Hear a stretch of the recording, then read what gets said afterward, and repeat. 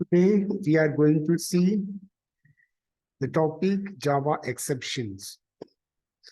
The exception handling in Java is one of the most powerful mechanisms to handle runtime errors so that normal flow of the program should not stop because of the exception, that is an error.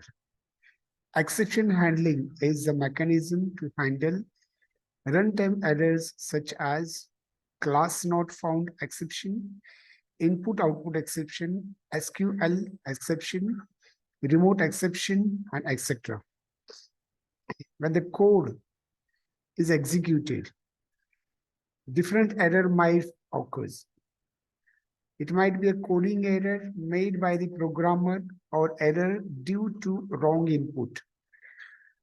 So error might be an abnormal condition which stops the general flow of program. To handle that, we use exception handling. Java has a try and catch block, which is a very effective way to handle exception.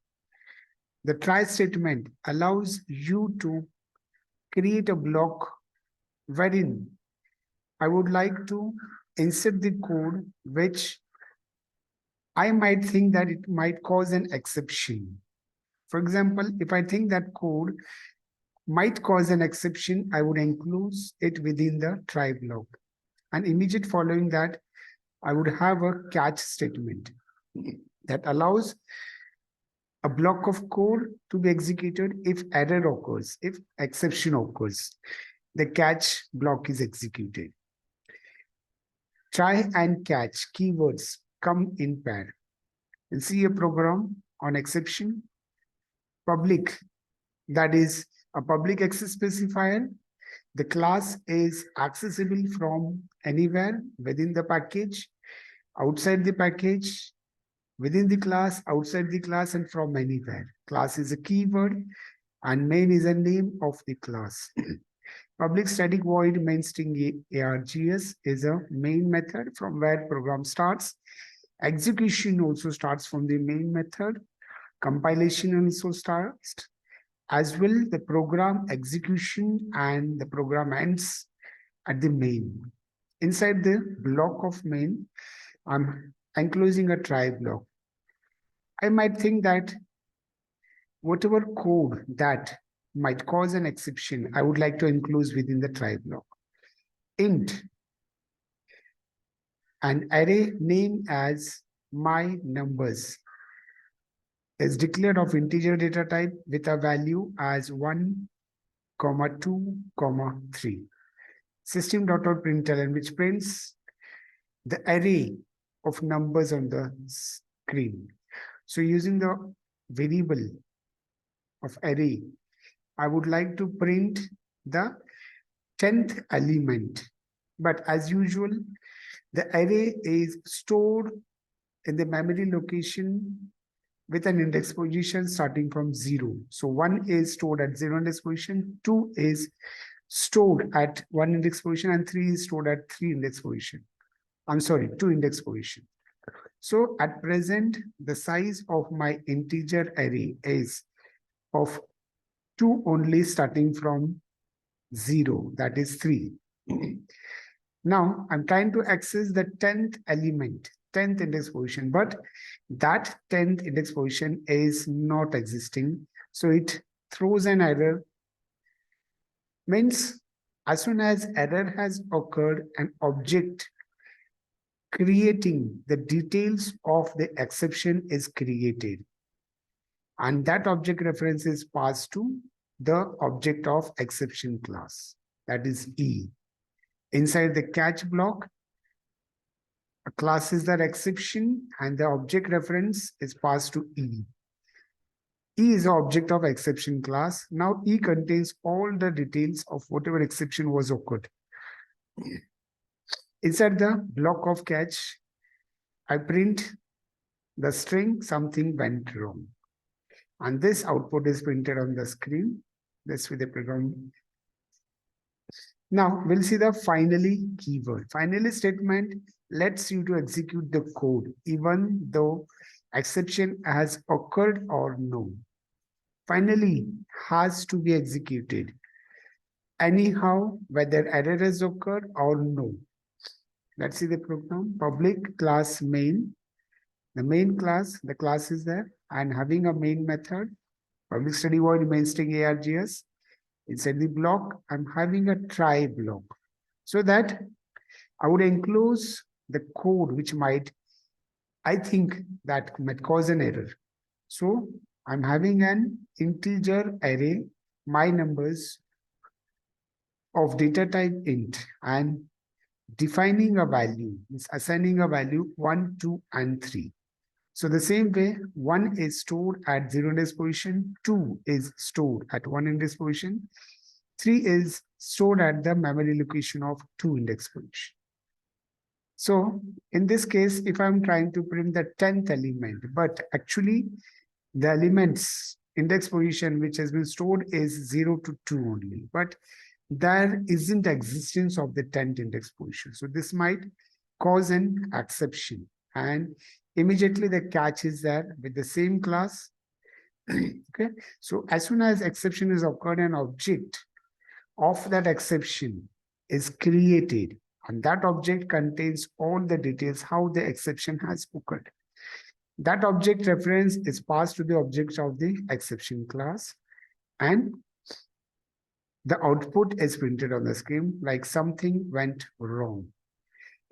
Finally, is a block which has to be executed anyhow, whether error has occurred, whether the exception has occurred or not. So try catch is finished, will be printed finally.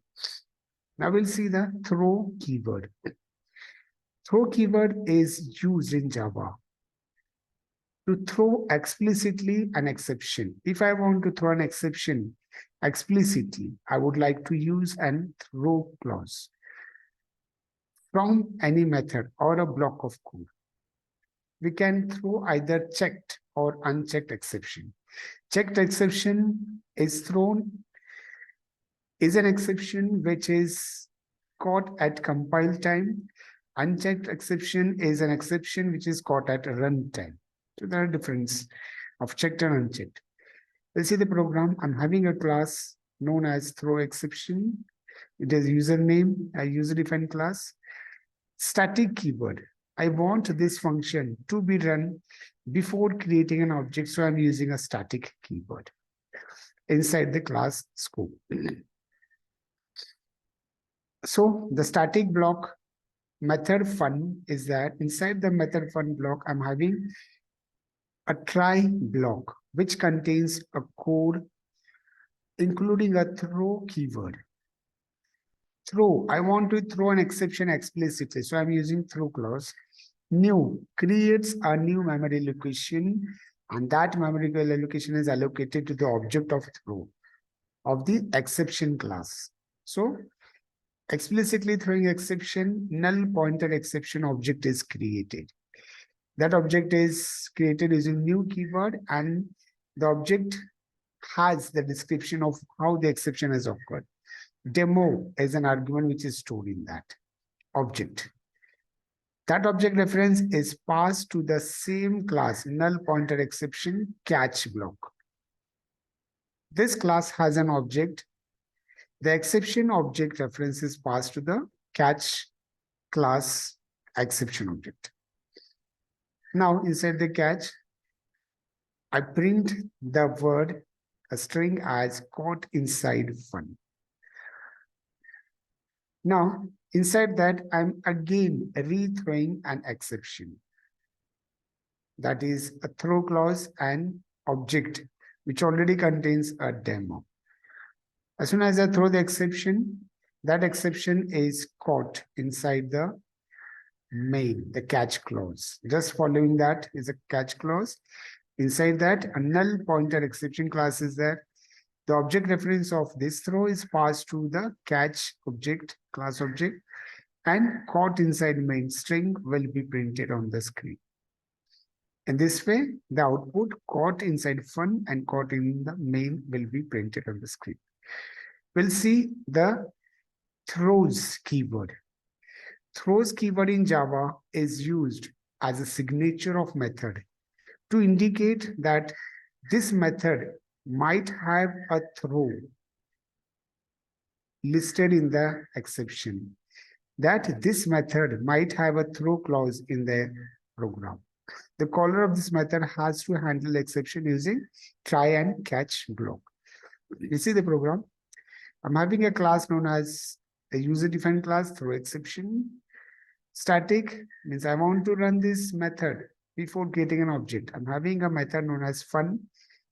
In that, followed by a throws keyword and a class name as illegal access exception. Means if any other thread is trying to access the class or the file that is illegal without any permission, that is illegal exception, access exception. Inside the method, I'm having a string which I want to print on the screen, that is inside fun will be printed. And just following that, I'm having a throw keyword which creates an object of illegal access exception class.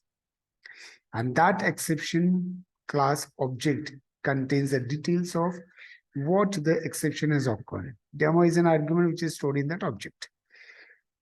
Now, just following this throws, I'm having a catch. The exception class of the throw and the exception class of the catch should match. It is same. The object which has been created contains the detail of exception. A reference of that object is passed to this object. Now, inside the catch, caught inside main string will be printed on the screen. So in this way, the program ends. And this was an exception topic. Thank you.